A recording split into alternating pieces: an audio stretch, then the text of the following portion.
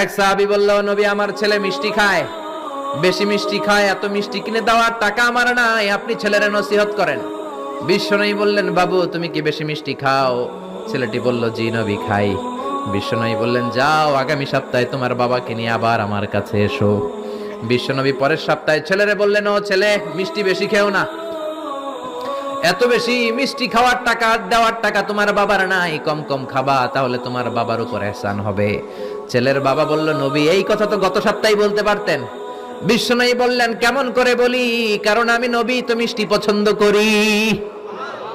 এক সপ্তাহের ব্যবধানে নিজের অভ্যাসটাকে পাল্টালাম, মিষ্টি কম কম খাওয়া শুরু করলাম, আগে নিজে আমল করলাম, তারপরে তোমার ছেলেরে বললাম।